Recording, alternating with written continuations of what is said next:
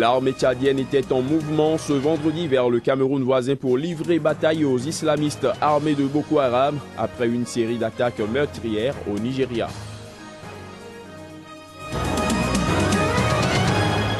Au moins 176 morts et 200 000 sans-abri en raison d'inondations qui ont ravagé 15 districts du Malawi. D'importantes chutes de pluie sont à l'origine de ces inondations.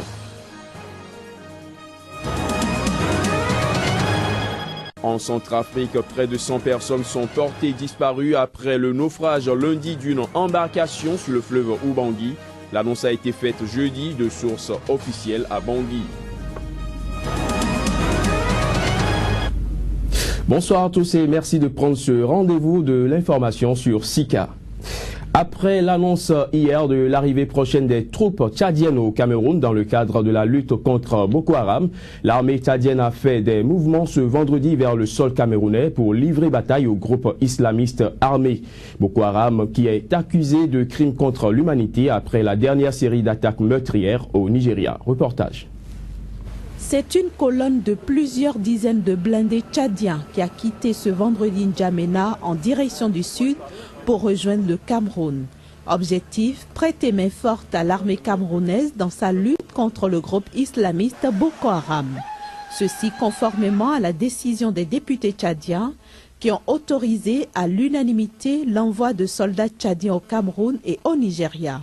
Leur première mission est claire, reprendre le contrôle de la ville de Baga située sur les rives du lac Tchad et qui est tombée début janvier aux mains de Boko Haram. Pour le président Idriss Déby, la libération de cette localité qui est par ailleurs la base principale de la force multinationale et l'épicentre des échanges économiques est indispensable à la relance du trafic et à la circulation des biens et des personnes. Notons que le déploiement des forces tchadiennes au Cameroun rentre dans le cadre des actions entreprises par les pays membres de la Commission du bassin du lac Tchad pour mettre un terme aux exactions du groupe Boko Haram. Il faut dire qu'en 6 années d'insurrection, Boko Haram a mené son offensive la plus meurtrière en début de ce mois de janvier dans le nord-est du Nigeria. Une offensive que Washington et Paris qualifient de crime contre l'humanité. Ces images fournies par Amnesty International témoignent des ravages de la plus sanglante attaque de Boko Haram.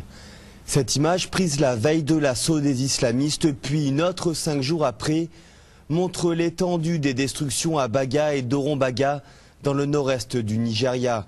Selon Amnesty International, plus de 3700 bâtiments ont été endommagés ou détruits et plusieurs centaines de personnes pourraient avoir péri lors de l'attaque. Une violence vivement critiquée par Washington. En ce qui concerne Boko Haram, laissez-moi mettre une chose au clair. Je ne sais pas pourquoi on dit que nous sommes silencieux, car j'ai parlé de Boko Haram à de nombreuses reprises, et ce qu'ils ont fait lors de ce récent massacre est un crime contre l'humanité, rien de moins. Un massacre dont le bilan humain exact reste encore inconnu. L'armée nigériane, qui a tendance à minimiser les bilans, a affirmé que seulement 150 personnes avaient été tuées. Mais tous les témoignages concordent pour détailler une atrocité sans précédent.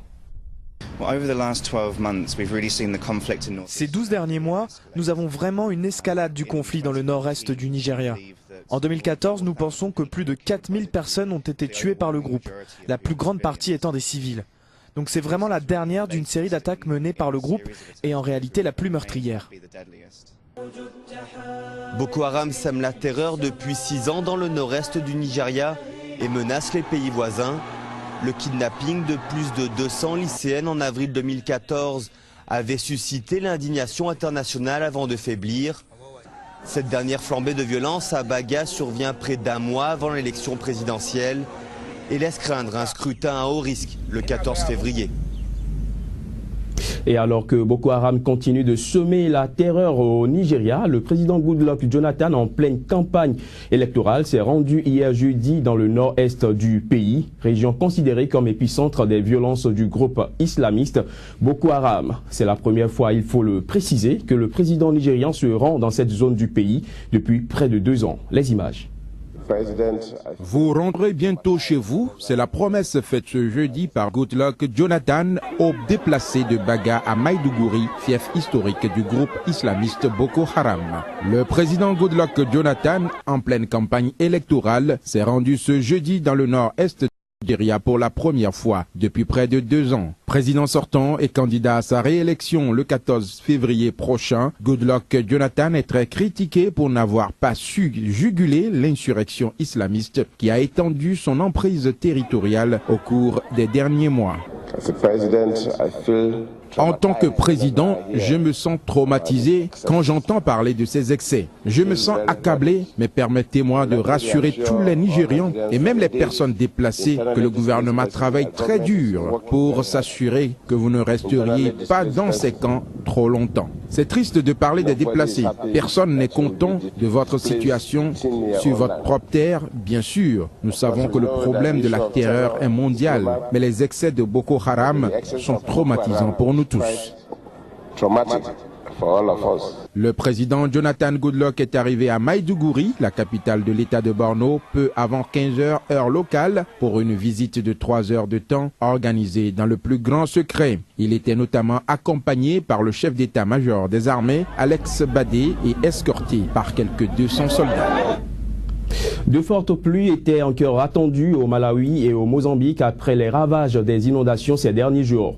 La catastrophe a fait au moins 176 morts et 200 000 sans-abri. 18 enfants portés disparus en sont miraculeusement sortis indemnes selon les autorités. Les images. Le fleuve les Congo qui sépare le Mozambique en deux est subitement monté de 12 mètres lundi dernier. Du jamais vu depuis 1971 selon les médias locaux. Les autorités mozambicaines ont alors déclenché l'alerte maximale afin que les habitants des zones inondables puissent être évacués. Le bilan officiel au Malawi vendredi était d'au moins 176 morts et de plus de 200 000 sans-abri. Nous comptons des disparus que nous pouvons sans doute supposer morts à l'heure qu'il est. Ce qu'il s'est passé, c'est que les gens étaient entraînés à se courir dans des canoës, mais 4 d'entre eux se sont renversés et leurs occupants se sont noyés. D'après l'agence onusienne pour la coordination des secours, ce sont les pires inondations depuis 5 ans au Malawi. Dans certaines zones, on parle de plus de 300 mm d'eau tombée entre le 7 et le 15 janvier. Les opérations sont entravées par le fait que nous n'avons pas pu voler jusqu'à la zone. Nous allons donc utiliser des bateaux. Nous avons secouru environ 1000 personnes. Les opérations continuent, plus de bateaux du département de la marine ayant été déployés. Des appareils des forces de défense du Malawi tentent désespérément de trouver un endroit pour atterrir car la zone est sous l'eau. Il est donc difficile d'atteindre les personnes que nous devons secourir.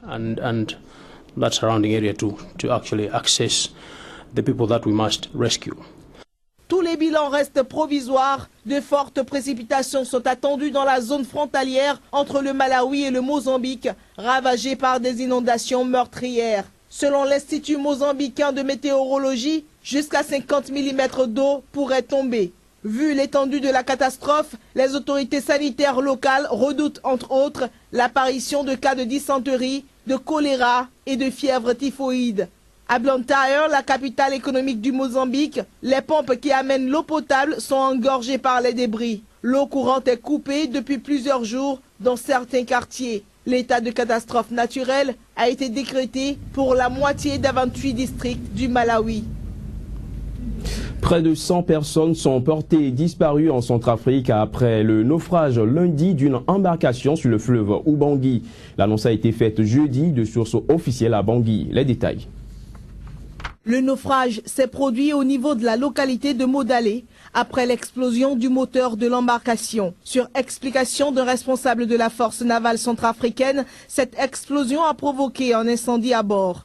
Au moins 80 personnes sont montées à bord de cette embarcation dénommée Nouvelle-Jérusalem au départ de Bangui. D'autres ont aussi embarqué avec leurs bagages au cours du parcours, portant à plus de 100 personnes le nombre de passagers. Un survivant nous narre ce qu'il a vu se passer. Il y a le feu qui a envahi la baleinière tout entière. Lorsque le feu a envahi la baleinière, tout le monde allait se sauver. Il y a deux conditions qui se présentaient devant nous. Si vous ne voulez pas tomber dans l'eau ou vous restez dans la baleinière, que vous soyez brûlé avec la baleinière. Si vous préférez fuir la baleinière, tomber dans l'eau. Si vous ne savez pas nager, vous restez dans l'eau. C'était ce qui s'est passé.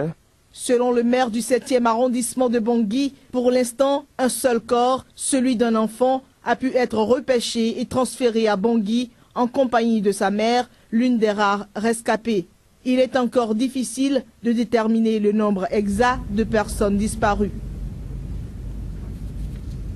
En bref, à présent, le centre culturel français de Zinder, deuxième ville du Niger, a été incendié vendredi par les manifestants après la publication d'une caricature de Mahomet à la une du dernier numéro de Charlie Hebdo. 3 églises, une catholique et 2 protestantes ont également été saccagées par les manifestants selon les autorités de Zinder, ville située dans le sud, non loin de la frontière avec le Nigeria. À en croire le directeur du centre de Zinder, une 50aine de personnes ont cassé la porte d'entrée puis ont mis le feu à la cafétéria, à la médiathèque et à des locaux administratifs du CCF, malgré des tirs de sommation de 2 policiers présents pour protéger le complexe.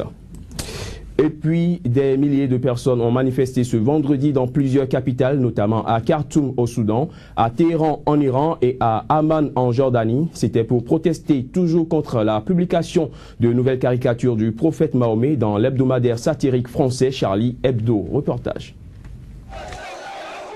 À l'appel des oulémas soudanais, des milliers de personnes ont manifesté ce vendredi à travers le pays contre la publication par l'hebdomadaire satirique français Charlie Hebdo d'une caricature du prophète Mahomet. Les manifestations ont eu lieu après la prière du vendredi pour condamner la publication à plus de 3 millions d'exemplaires d'une caricature insultant le prophète, selon un communiqué de l'organisation des oulémas, dont le président, Mohamed Ousmane Sali, a exigé des excuses du gouvernement français pour cet acte honteux.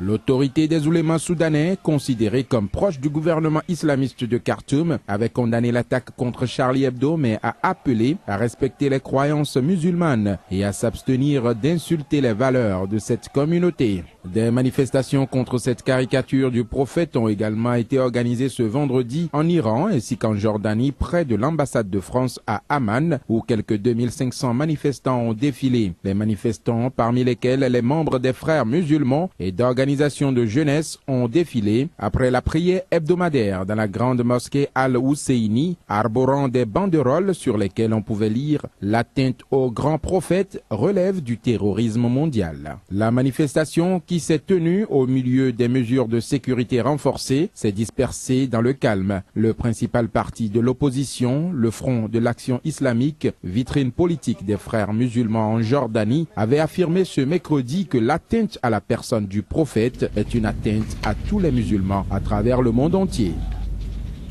Le pape François est arrivé aux Philippines en pourfendeur de la corruption, appelant les autorités à lutter contre des inégalités sociales scandaleuses et le dévoiement des ressources dans ce pays. Le souverain pontife a appelé les autorités à réformer les structures sociales qui entretiennent la pauvreté et l'exclusion des pauvres. Les images. Il faut que chacun proclame son refus ferme de toute forme de corruption qui détourne les ressources destinées aux pauvres. Un appel lancé par le souverain pontife à l'occasion de son dernier discours officiel dans l'archipel où il est arrivé jeudi. Le pape s'adressait aux autorités politiques et aux corps diplomatiques réunis au palais présidentiel où il est arrivé dans une minuscule voiture banalisée, acclamée sur les trottoirs par une foule immense et enthousiaste. Lors d'une messe célébrée dans la cathédrale de Manille, le Saint-Père a appelé l'Église à reconnaître et combattre les causes de l'inégalité et de l'injustice profondément enracinées qui salissent le visage de la société philippine. Ce second périple du pape argentin en Asie, après son voyage en Corée du Sud, est destiné à encourager une région perçue par le Vatican comme une terre d'avenir pour le catholicisme. Le point fort du séjour devrait être la messe finale du Rizal Park de Manille dimanche, en dépit de prévisions météorologiques maussades, où un nombre record de fidèles, estimé à 6 millions, pourrait affluer. Le pape est également attendu samedi à Tacloban, sur l'île de Leyte, à 650 km de la capitale Manille. Plus de 40 000 soldats et policiers seront déployés dans l'archipel où 2 souverains pontifes, Paul VI et Jean-Paul II, ont été par le passé l'objet de tentatives d'assassinat. Et ce sera tout pour cette édition, mesdames, messieurs. Merci de nous avoir suivis. Restez avec nous, l'actualité continue sur SICA.